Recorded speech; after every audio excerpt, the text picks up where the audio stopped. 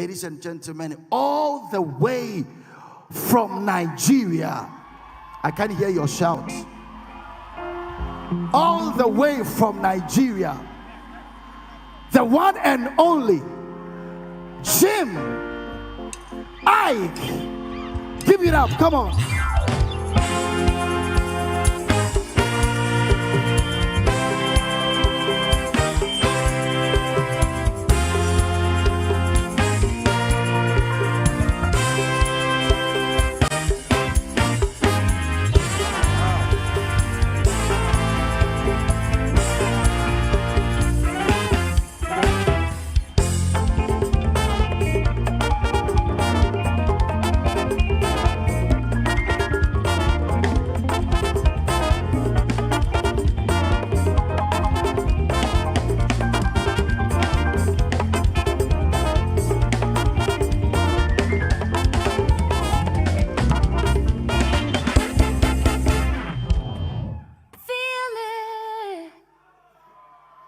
Wow.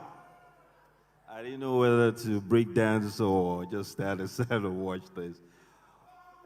Hi, what's going on? My peoples. Listen, I love the energy from these guys. You know, when the music was going on, the rapper, they came out, and I know, make some noise, some people. Yeah, that is the energy. That is the sound of success. People that are excited to learn, people that are excited to meet people, people that are open-minded to embrace different cultures, to start new beginnings, to shift the paradigm of how they think, how they see, how they hear, how they perceive, how they react to situations. So as you've noticed, I didn't come with slides or algorithms or patterns or written scripts. I like to do this differently. That is not to say that when you follow a certain pattern, it doesn't work. It does work.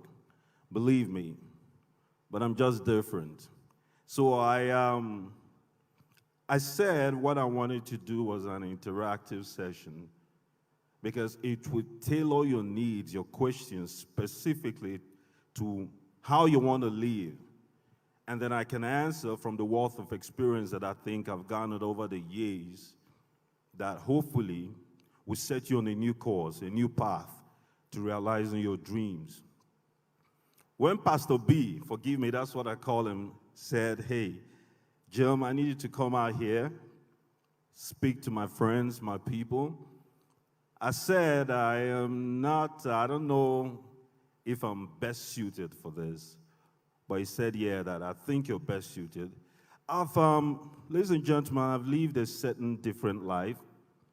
Sometimes I think I'm 100 years old. And then there are days I wake up, I think I've lived the life of 10 people. I've been through ups and downs in my life. I've been to the bottom too many times than I can recount. And thankfully, by the grace of God, we don't look like what we've been through. It's only grace. It's only grace. So first of all, I want to express my humility, my gratitude for inviting me. I know there are an area of many stars, many celebrities, many socialites, many famous people across the world you could have invited to share your stage, but yet you chose Jim Iyke. I will impart to you what I know. Hopefully, it will change something in your life that you need most. I will learn from you in that bargain, because when I stand to say what I know, I don't come from the point of view of a tutor alone. I also come as a student. Because when we're done today, I would have learned a lot about you, and you in turn will learn a lot about me. There are three kinds of people you will meet in the course of your journey, young people. I'm addressing this because I think some of us have met these guys already. The first type are poor people. They are poor by the way they think, the way they react to situations. So these guys are people that are totally vested on the immediacy. what they can get immediately. I've had PAs that think like that. I've had mentors even back in the day that think like that. I've had people that have met a measure of success in their lives, and because of how they think, they put a ceiling to their advancement. They also think like that. They're about what they can get immediately. You owe me money. I want money in my pocket. They chase money, they chase and chase money with a certain obsession, a relentless obsession. They push every man to, they will offend anybody, they will burn any bridge. They will take it to the extreme when you owe them. All they want is money in their pocket to solve their immediate need. All they want is that paper currency, money in their pocket. And so their need never ends. They keep chasing money. They keep chasing it like an obsession. The second type of people you meet are the rich.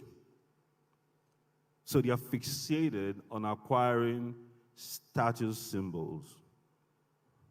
Everything they do in their life is vested on the kind of houses they can show off to their friends or to the world, the kind of cars they drive, what they wear, kind of wristwatches they wear.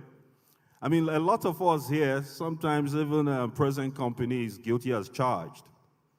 We just want to show people how successful we are by what we've acquired in life.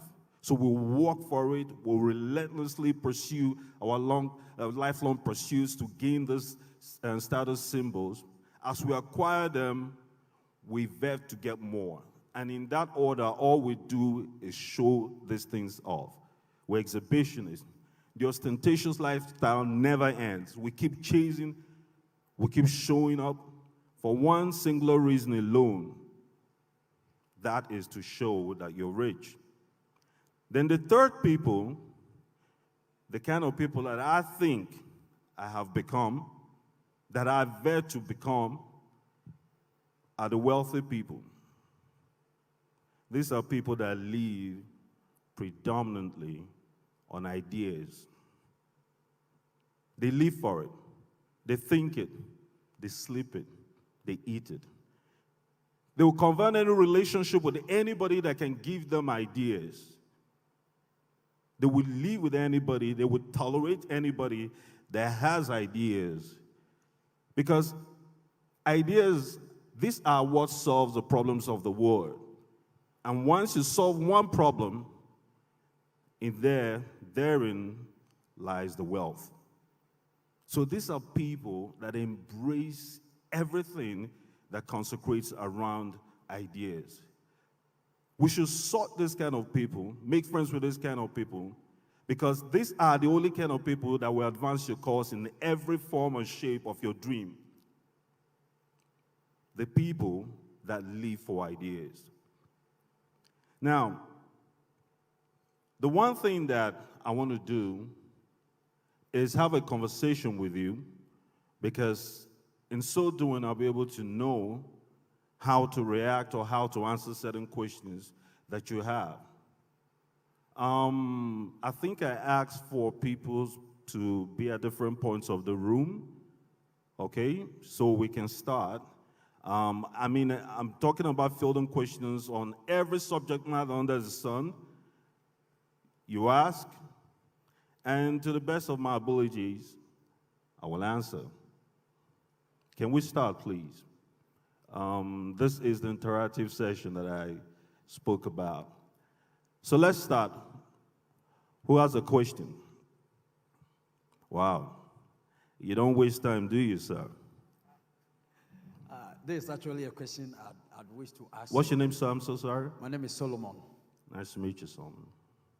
My question is, did you have to become a bad boy to be able to play the role you play in movies? Did I have to become, a bad boy? A proud boy.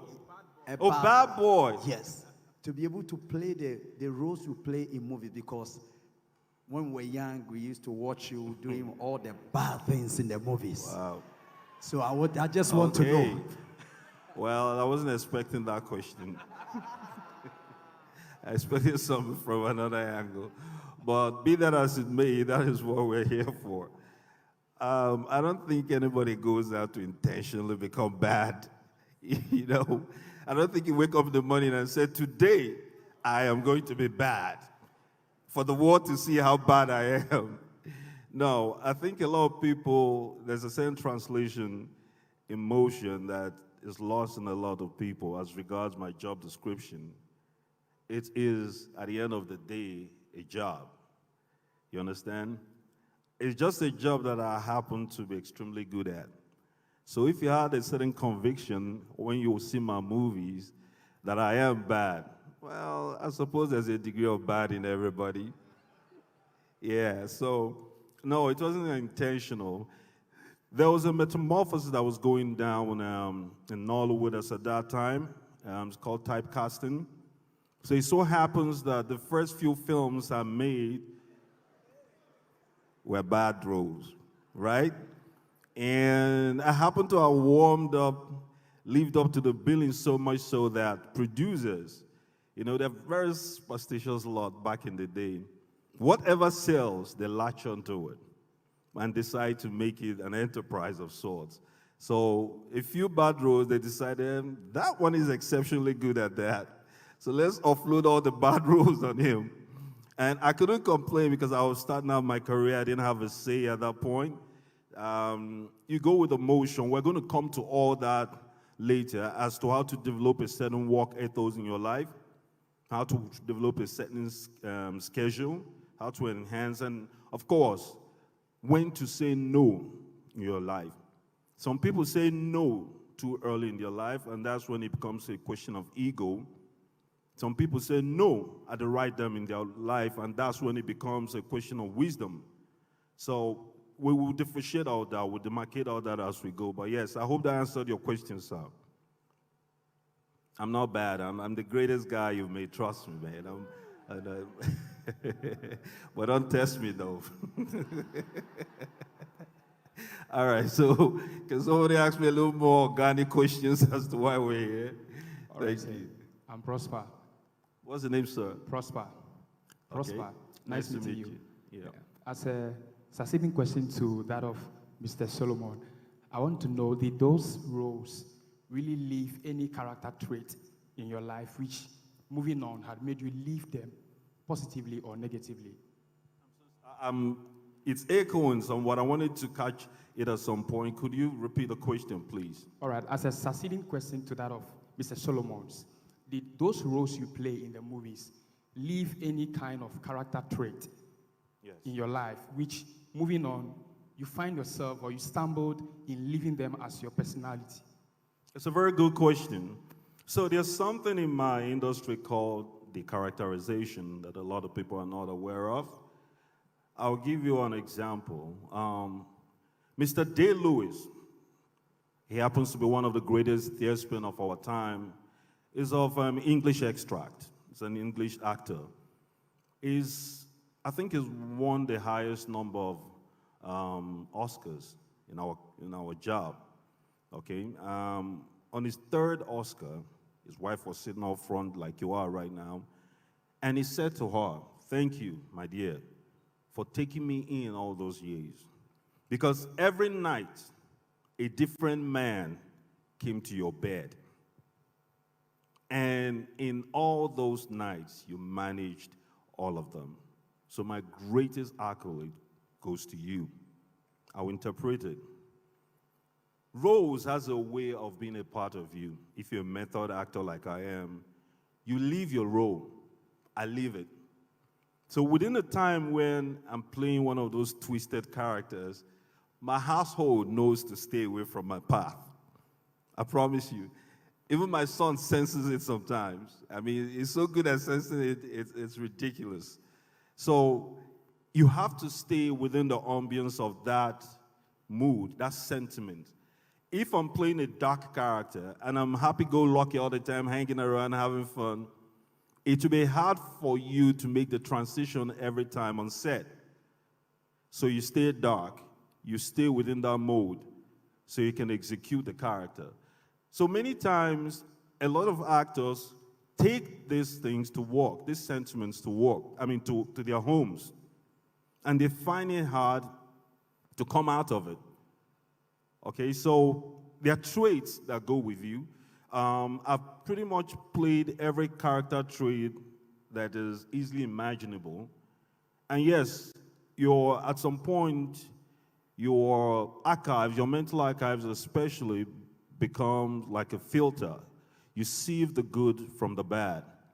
I've retained those qualities I think that is very good, that pushes me, that advances my cause, makes me a better person, makes me far more emotionally intelligent than others. So, yes, you leave a part of what you act. It's inevitable. You can't avoid it. So naturally, you sieve the good from the bad. Thank you. Yes, sir. Are we going to give a chance to the guys up to ask questions at some point? Please, I'm Okay. right up I'm here. just stating, basically. Okay, sir, go ahead. Go ahead, I'm with you. I'm with you. My apologies. I was just making a point. No, hold on. Could somebody give... Oh, somebody else is with the mic. I apologize. We'll come right back to you, yeah? Please, I'm bright. And my question is actually in two folds. How did you discover your purpose? That's the first question. And how did you master it? Discovering your talent is a whole different mantle, my brother, because I stumbled on it, really. I was broke. I didn't like being broke. I wanted to be rich. And they said, be famous is the easiest way. It's also the most gullible reason to start anything in your life. It's the easiest reason. It's also the most superficial reason. I found my depth much later. I'm telling you, like some 8-9 years down my career. But in the beginning, the whole point was to be rich and famous. You understand? I wasn't caught up for the 9 to 5. I had graduated very early in my life. I was barely 19 when I got my first degree. Quickly got my postgraduate. When I pleaded my cause with my father, I said, hey, Daddy, I want to act. My dad touched my forehead and said, it seems this fever that worries you all the time is back. Seriously. And then the ensuing argument that followed back to back, the man said, listen, there's no cause. If you were some dull student, it's different. But you are utterly brilliant. I was always first. I mean, I know every parent says this and every big brother. When they say I'm always first of my class, well, it's true in my case. That's what made my case even harder for my parents to accept. The fact that I was really good in school. So what is the problem? You're not struggling in school. Why do you want to go join this group of loafers, as they were perceived then? But as Jay-Z said, you can only be sure once. There's no second guessing it. There's no tongue-in-cheek expression of what you want to be, of your purpose, when you speak about it. I was sure. I didn't want to do banking and finance. It was a beautiful course. I didn't want to pursue something in psychology. I mean, that was even far more respectable as at that time. I wanted to be an actor. I was sure once.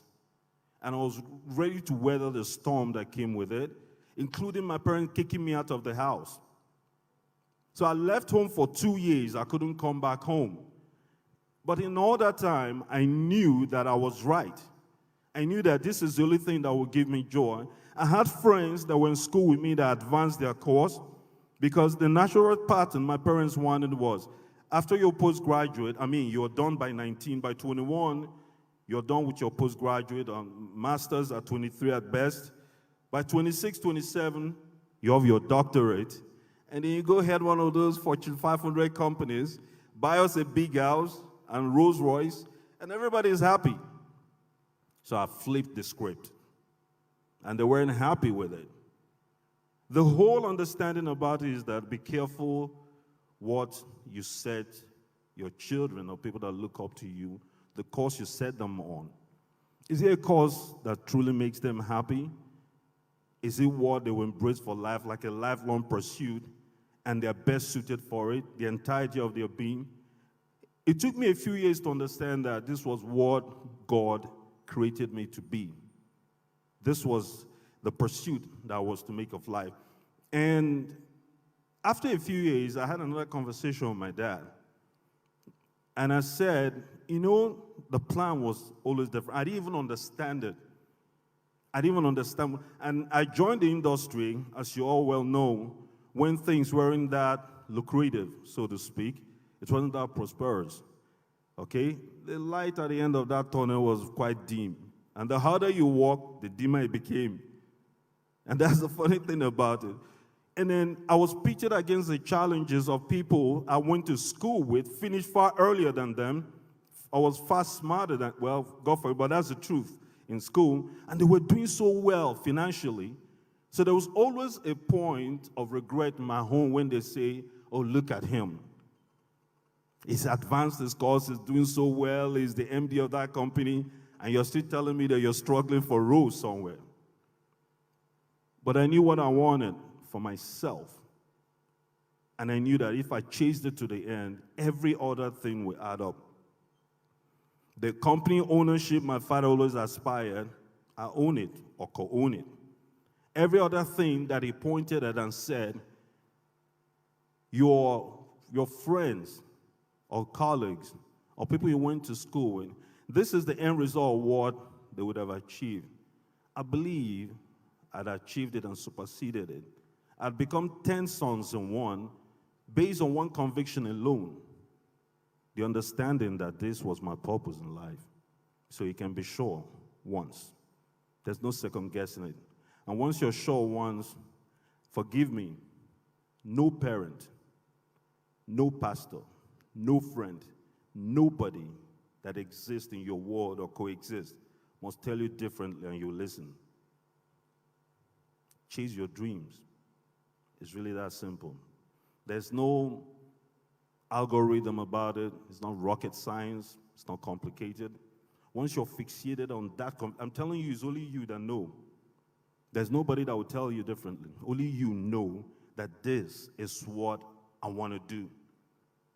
So you have to dream. It is in that space, that nucleus, that you have to create your dream. Create that dream as big as it is, as it possibly can. If you go to sleep dreaming about a certain endeavor you're undertaking, and you think you have the skill set, and you're totally comfortable sleeping at night while you're having this dream, my brother, slap yourself and wake up again. Then take sleeping pills and go back to sleep. Your dream, that is the entirely wrong dream. Your dream should scare you. Your dream should make you dumbfounded. You should be unable to explain your dreams to your friends because they will not believe you. They will not support you. You must find it extremely difficult to explain your dreams to people that love you and you love them in return. They are not meant to understand it. I sat down one day, I think 2 days before I left, I called a family meeting and I told my parents and my entire family that this is what I want to do. I really feel in my bones everything about it. I mean, that was a 19-and-a-half-year-old version of me. I told them this is what I want to do. So these are the area of expressions that, and my dad said, listen, you're going to waste your life away. There's absolutely nothing there. There's no potentials. Look at people that have done it before you, people that are doing it now, people that are projected to do in the next 5 years. There's nobody with financial independence amongst them. And my sisters were crying like, okay, this is the war that families have been experiencing that's coming to our home now. Because the only son of the family, I have 6 sisters, by the way, I was the only son. And if you're of Eastern extract, in Nigeria, you understand that the child, the first son, the entire dream frame of reference in the family is vested on you alone. So if you falter or you blunder, you are taking down the entire structure of the family with you. They invest everything. The father will sell land, will sell private things, will get uncomfortable raising money to give you the best of everything you want so that you can carry on the family name with dignity. So imagine when I came back and I said, I wanted to act. At some point, my dad said, why didn't you even tell me this earlier? I wouldn't have to go through the trouble of putting you through school. All those elite schools I put you in, I would have just dumped you at home or found somebody. I mean, you would have told me so I wouldn't have to invest this far. Why are you telling me after the second degree? You would have told me after your secondary school. So I was looking at my dad like, really? The 14-year-old version of me is supposed to know what I want in life? But that was the point. That argument passed, and I started chasing my dream. But I chased it alone, so it was extremely difficult. I went under through circumstances that it's not for discussion in this room, but ta-da, I did win at the end. And that's what's important. So you can only be sure once, my brother. Great. Okay. So we have our online family members. Yeah. So if you want to send a message, please go ahead and send your message. You can send in your questions. Jim will answer. Just send them online as you're viewing. I have another question here. So let's acknowledge some of them who are also part of it so they don't feel left out. Mami Adom Akenton says, Jamaica's a great speaker. Fosina Asabel says, chase your dreams and be ambitious about it while focusing.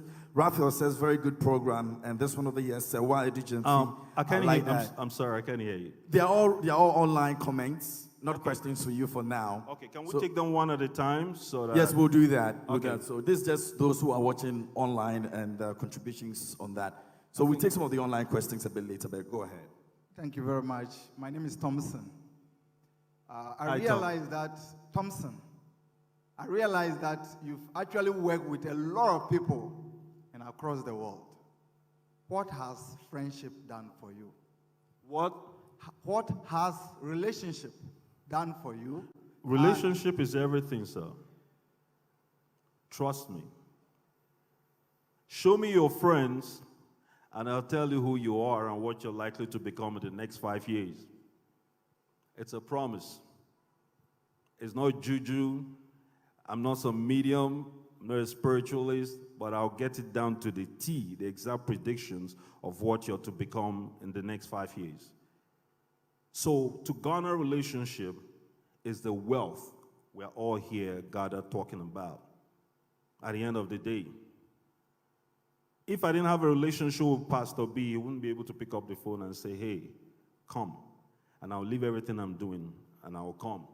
It was born out of respect, a certain reciprocal, because I know in the event that I need him, he will come. No questions asked.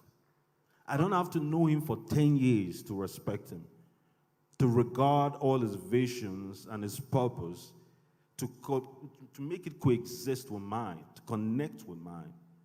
So everything I've done came out of relationships. There are few countries I can name in the world that I can go to at this moment, and I won't find one person or the other that's ready to host me. So 2 weeks ago, we did 3 countries in a row. He knows, I finished about 5 a.m., jumped on the 9 o'clock flight to come out here, no sleep for 2 days. We did 3 countries back to back. We did Dubai, we did Dar es Salaam, we did Kigali, then back to Lagos. Yeah? And I took a small group of business partners. We had investments set up in 4 countries. What I wanted to do was just go there, introduce them to the powers that be, lay the plan, and then the lawyers and all the other people that we hire would take over. So it was important that we made this trip. But then the concern was, one of the major financiers, his concern was that he's one of those men that everything has to walk to the T. Everything is used to a certain lifestyle. So his concern was, we need to call, we need to book, we need to move ahead, cars have to be ready, PAs, and I told him, don't worry. I got this. You don't have to worry about anything. But every airport that we stopped, there was a chauffeur-driven car, there was a PA present, the hotel accommodation were not messed up. Every meeting was held in place. Our objectives, our aim in each country was realized far beyond our imaginations, and we left accolades for me. because there was no phone call in their presence that was done. I just knew that I had trusted people in each of the countries that would undertake each of this. And so we went from country to country until we finished in Lagos, and he sat down and said, you know what? I don't want to see the paperwork. I just want to sign. And I think that was born out of the kind of relationship I've garnered all through my career. The fact that if I have business in Ghana, I pick up the phone and say, my brother B, listen, man, I'm coming with some business partners. I don't know where to stay. I need airport pickup and all that. The man makes 2 phone calls here in London. I'll be sorted. It's a relationship. If he's coming to Nigeria, he doesn't have to prepare for anything. He doesn't even need money in his pocket. It's a promise. He just calls me, and it's not, you understand me? It's a straight thing. Hey, I'm thinking. You just have to think about it, and I'll make it happen. That is the kind of relationship. Who said it's coming next week? Oh. Okay, you have to think it. We're telepathy like that. You just think it and I'll pick you up at the airport. I'm not sending anybody. Okay, my follow-up has to be, how do you manage disappointment coming from very close friends? How do I manage disappointment coming from where? So betrayal is a part of life. We talked about how to react to situations. When you're betrayed, the way I reacted 5 years ago is different from how I react now. I believe I've grown exponentially far more emotionally intelligent now than 5 years before now. 5 years before now, my natural instinct would have been to go after you and make your life as miserable as possible for crossing me. It is what happens, okay? Because then my life was ruled in black and white. I love as much as I dislike. I'm fiercely loyal, and of course, every one of us that's on that path to understand a certain vindictiveness that comes with it. But now, I exist in a certain gray area, a place where if something happens to you, you pause for a second and think, reevaluate, then react differently. This is, I believe, the man that I've always wanted to be, that I didn't understand how to become that person. So disappointment abound, betrayers abound. If you're not getting disappointed or betrayed in your life, my brother, you're stuck in one spot. You're not doing anything of significance.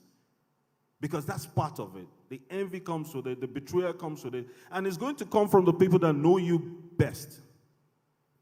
No stranger can harm you. Nobody outside your circle can harm you. It's the people inside, the inner carcass, the ones you eat and drink with. Those are the ones that have the power to understand how to hurt you. But how do you take it? I'll give you an example. 2 weeks ago, there's somebody that's been with me for 6 years. He's been stealing from me, and he thinks I don't know about it. Well, I didn't know. My biggest problem has been how to get rid of him, how to fire him. Because this person have learned me to a T. He was my road manager. He understands me, my mood swings, my creative process, everything I do. Before I get into a country is done. I don't have to lift a finger. How can you get rid of that kind of person that's so valuable to your team? But he doesn't understand that concept is totally lost on the fact that he steals from me all the time. You know, say we're on a press run, for instance, on a media run. Nigeria, we do things differently. After each house, each media house, you're required to give them what you call thank you for coming package. So my close friend would take my thank you for coming package, half it, give his half thank you for coming package, and then line his pocket with the other half. Producers will approach me for films. My friend would tell them that you are number 30. I'm just giving you a wide example. You're so way down the line, he's not likely to do your movie for the next 2 years. So they will say, okay, what is the solution? The solution is pay into my account. I'll bump you up to number 2 or 3. I knew nothing outside my circle It is what they tell me that I do, literally. So they will come to me and say, this person has been on the waiting list for the past 2-3 months. We're doing this next. I don't question it because they take care of everything, including the negotiations. I just set the benchmark as to what I will take and what I will not take. So everybody I encountered, so we were getting a lot of ill feeling, burning bridges, stepping on different people's toes. And this consistently happened until recently. I mean, there was something he did recently that took a lot from me. And I sat down and I said, you know what? I've been going through a certain illusion, self-imposed illusion by myself. I knew this has been happening, and I just refused to come to terms with it. Totally refused. There's a part of you that can switch off so that you can exist, so that you can survive, so you can contain, so that you can tolerate. It is wrong. Once your instincts kick in as to something that is not right, and trust me, we're all born with it. My instincts are usually razor sharp with everybody. And that is, one thing that taught me is that I never make judgment when I'm dealing with people. If I want to engage you in any capacity in the world, I will not think of the fact that I like you or I dislike you. That already will make my decision biased. So if I like you too much, the chances is that I'm going to be so heavily weighed in on my emotions, I'm not going to take the right decisions. If I don't like you, that obviously means that I'm going to take a bad decision. So why don't I take my decision based on totally what I perceive you to be, what my instincts tell me about you, irrespective of my sentiments or feelings about you. So that is what transpired here, to a point where I came to terms with it.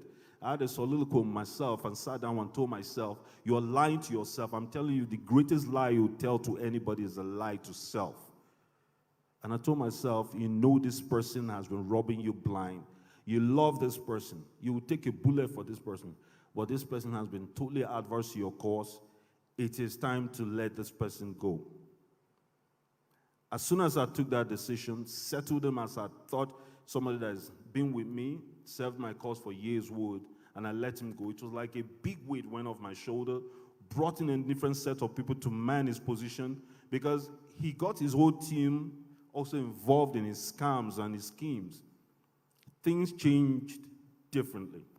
I'm telling you, it just took few weeks, things changed for the better. So yes, betrayal is part of it. How to react to it is also part of it.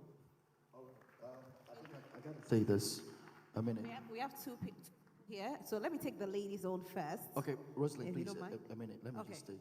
So we have to take 2 questions because of time. And someone online said, for iYES, we are actually very intentional with the speakers that we bring, with being politics, entertainment, business. So since you're an actor, someone is asking, what advice would you give to a young person wanting to go into acting at this time, and how would you advise them to go about it? We spoke about with the gentleman that asked a question earlier about the kind of decision you're taking. Let's be specific to our answers now. Let's tailor make it. Don't be an actor because you think it's a glamorous job, because you're going to be so woefully disappointed when you come in. There's nothing glamorous about it.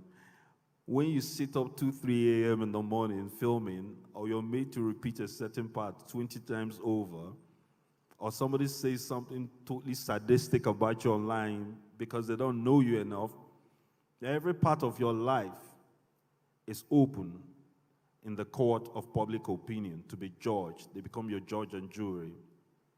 Then maybe you have a rethink. It's also another reason to be totally vested in it, to understand that this is really what I want to do. So yes, it's okay to say you want to be one. How to go about it is to convince yourself first. After I get down on my knees and I ask my maker why, to find my part, because every day you discover new things about you. When I leave this room and I step out, I'm going to discover something that I picked up from here. There's something new. I've changed. I'm in motion. I've transited. I'm not the same person that stood here. So when you are done having that understanding with your maker and God is first, the second is the absolute belief in you, nobody else. There's no mistakes about it when I walk into a room. Whether I was 10 years old or even now, it doesn't matter. I don't let you see any other person but who I really am. In that order, I ask that you trust and believe in yourself above anything else below God. After God, it's not your parents, it's not your friends, it's not the mentor, it's not the person with the opportunities that will avail it, that will open the doors for you. It is you. If you believe in yourself enough, there's no door you cannot open. No door. And I believe it. I stood once in front of an area of elite producers and stars and social, just everybody that made up the entirety of the power structure of our industry. And I wanted to say something, and they kept saying, oh, let another person. I was a young actor then. And I said something that a lot of people still consider abominable to this day, and I'm about to say it again. And I asked them, because every one of them got up and said, oh, I made that person. Every star of consequence came under somebody. Oh, I gave this person their first chance. I did this for that person. Without me, you won't do this thing. So we're having a battle between actors and producers that time. Apparently, we got banned because they said I engineered and orchestrated a group that was asking for too much money. Isn't that ridiculous? So apparently, our producers were becoming multi-millionaires, and the actors, not me, guys that were slightly lower, were struggling. And so I called the group and I said, we need to change the structure. Without us, they don't exist. We are the ones the fans know. We're the ones with the gift and the talent. Why would they be earning more than us? Why is there no balancing skill, some sort of skill where at least something could be measured, barometer by which they will say at least we're doing well?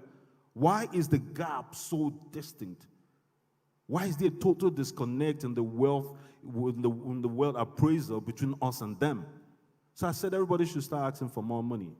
So they got together and banned me for 2 years. And when they banned us for 2 years, they brought a new crop of actors to take our place. Check the history. Totally relatable story you can find in our archives. So these new guys they brought could not make the billing. They weren't making enough money. The fans totally rejected them. They could not make the 1 million sales, 2 million sales that we were snapping out of our repertoire with our movies. So they came back to bring us back. Isn't God wonderful? They brought us back. On the negotiating table, everybody had something to say. I made you. Without me, you wouldn't have been that. I give you your first chance. My colleagues kept quiet because everybody had a leaning, had somebody to point out to say, without you, I wouldn't have been whatever it is I became.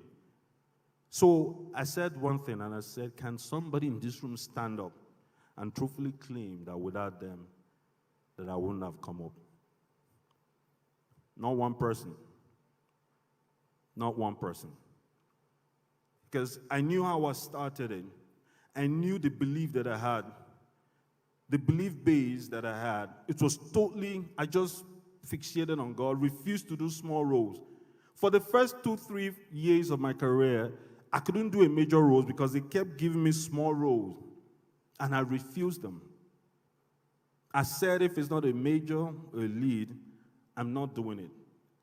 So 3 years for a guy that just left home, it's a long time to be broke. Trust me, at some point you will bend. You will compromise. You will take the little pigeons. But my self-value was way too high. It wasn't about money. It wasn't about anything. I just knew that this is the standard I set, and I wasn't going to relent it, not for anybody, not even for myself. So no matter what I was going through, it's just a question of time. It has to be understood in this room that whatever you're going through is just a question of time. The overriding factor is your total belief in yourself. And so my day came one day. Some of the most established stars had gone for an event in London called Afro Hollywood.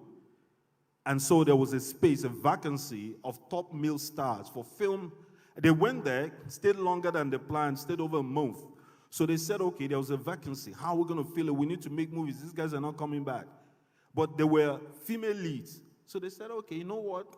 Where's that guy, that funny boy with a funny accent that is always rejecting small roles? Yeah, go bring him. Let's make do with him for a few days before the big boys come back. So they brought little me. Dumped me there, paid me peanuts. Trust me, you don't want to know how much these guys were paying me. I've received as much as 15 to 20,000 naira for lead. In dollars, let me explain it. It's less than $30, $40, or maybe $50 at worst. So they brought me back. I did 4 films, being paid peanuts. Every time I was paid peanuts, something was wrong with the wardrobe. I would spend out of that little money because I had to look right. That's one thing. When the opportunity meets, okay, your preparation, I was always prepared. It was almost like I lived all my life waiting for this chance. And when it came, we wrote 4 films. I spent 80% of what I was paid looking right for the film. So all my earlier films you saw, that was me buying the wardrobe out of my pocket. I finished those 4. The big boys came back. They kicked me out again and stuck with the big names. But lo and behold, all 4 films came out, all over 1 million sales. So they had no choice. They came back for me to say, okay, you know what, you can come back. We'll see that you really deserve a place here. And I charged them 1 million per script after that. It was that simple. Your chance will come if you understand you.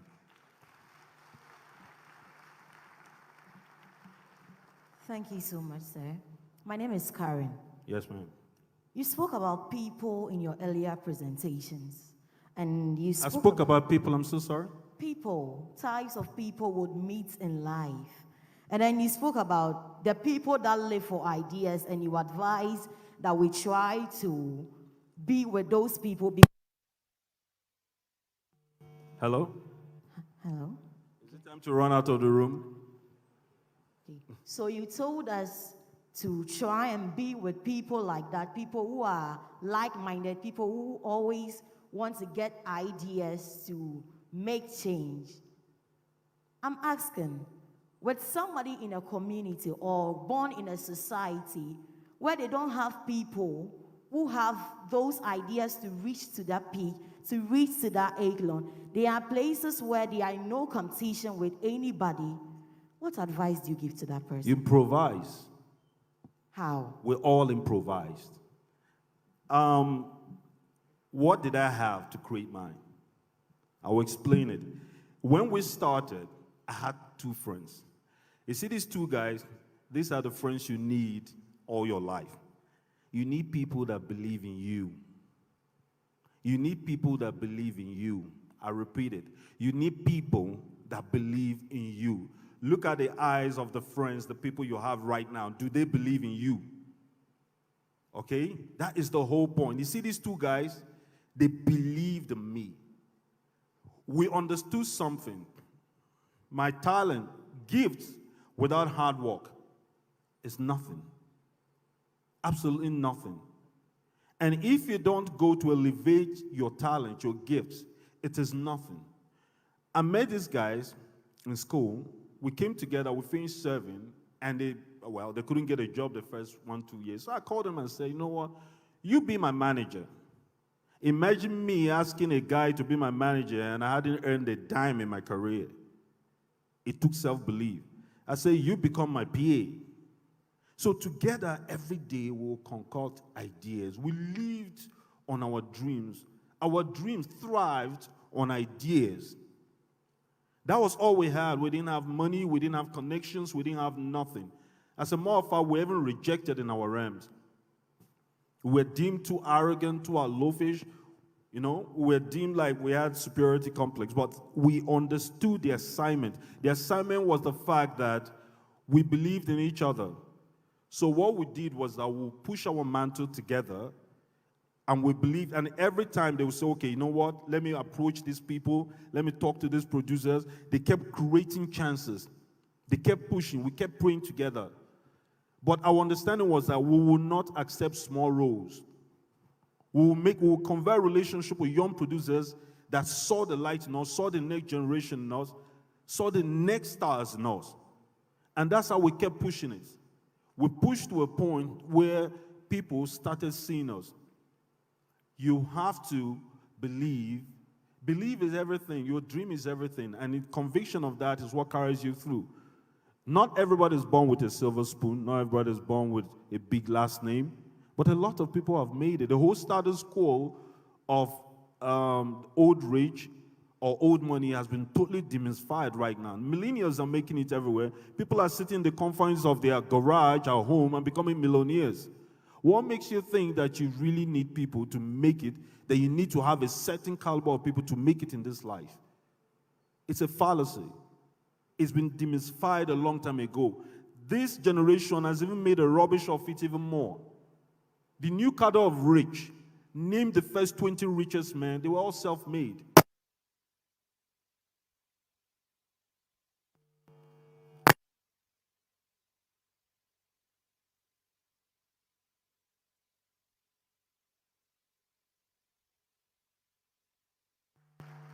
Hello?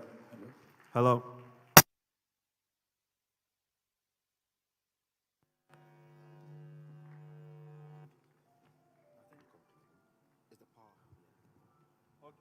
Wow. Hello? Okay.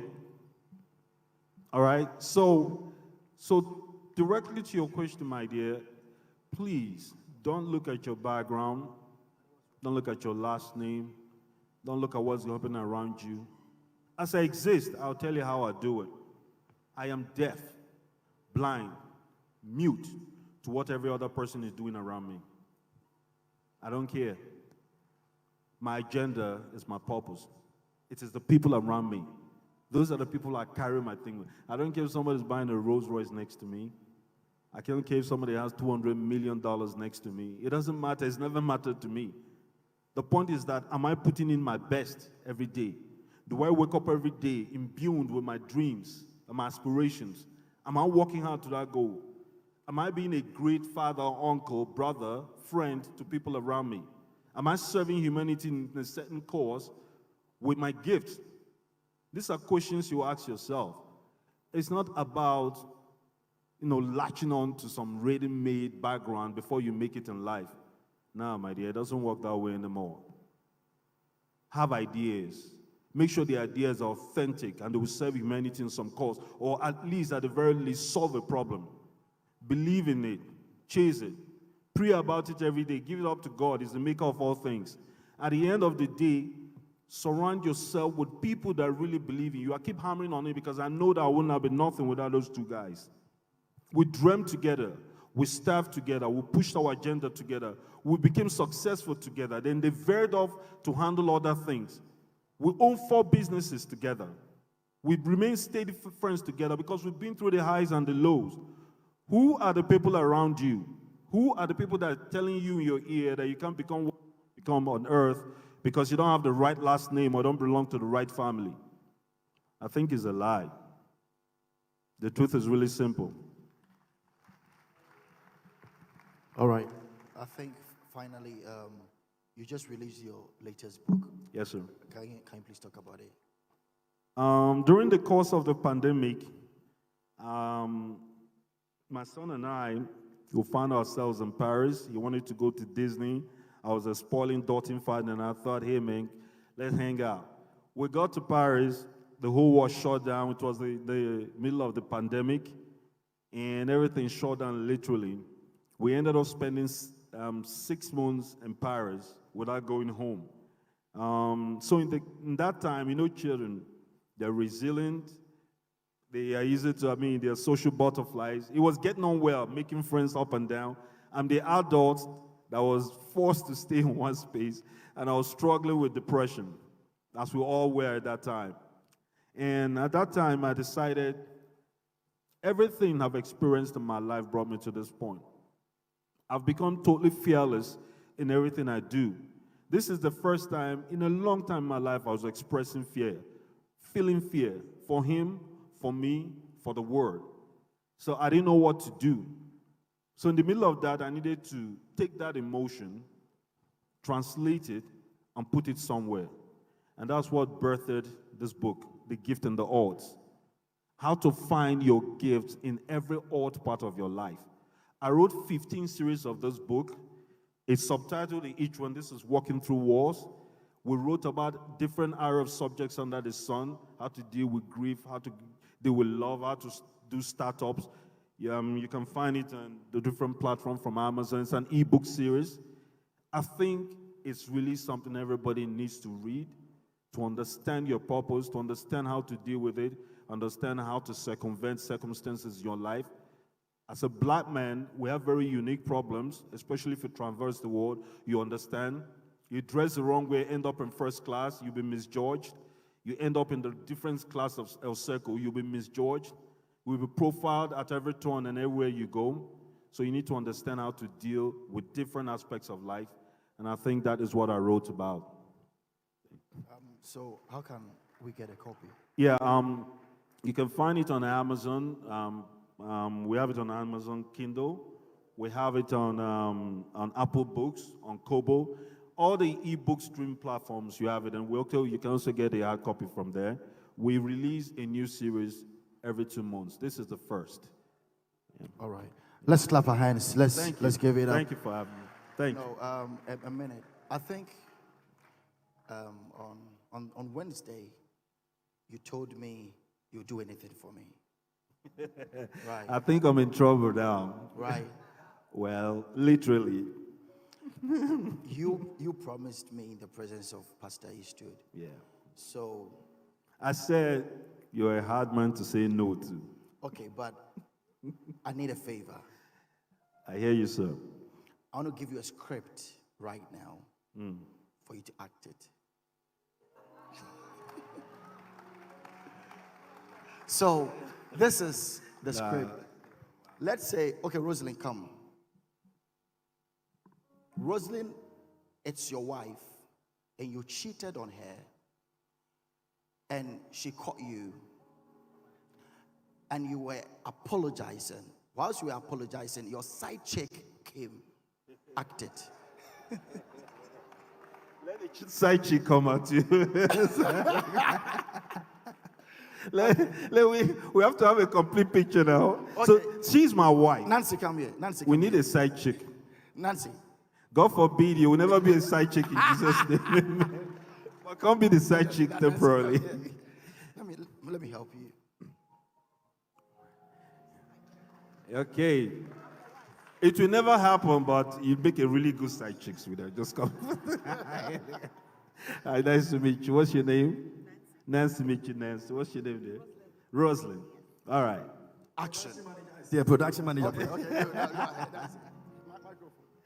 Okay, so we need we need a mic for the wife as well. You know, this is putting you on the spot. I get paid well for these things, but here's this man getting it for free. Okay. Hello. Okay, so Rosalind, you have caught him cheating, so act it. So I'm obviously with the side chick. Okay, so we're walking into some establishment, hotel, and you caught me. Funny enough, I just finished the film with the exact same scenario 4 days ago. Let's go. Yeah, exact. On the road. We turned Lagos upside down playing that part. So, I mean, this is what, like... Action. Baby. What are you doing here with her? What is my new... What, you're lost for words? No, Who's babe. she? That's my new secretary, She's actually, your secretary. babe. How come I don't know her? Huh? No, babe, talk. What's she supposed Nancy, to say? talk.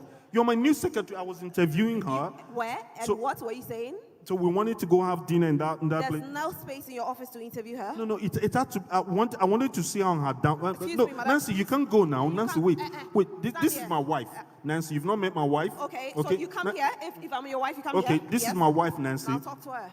Please be polite to madam. Say good afternoon. Hello, madam. Nancy, greet my madam very well, or you won't get the job. Good afternoon, ma. Okay. You see, Good that's afternoon. So she's baby, I your- told you I will never cheat on you. Why would I cheat on you? Really? But the good, baby. What's all this thing for? Clap your hands. Give it up for Jim. Hey! All right, well done, bro. Come on, let's rise on your feet. Thank you.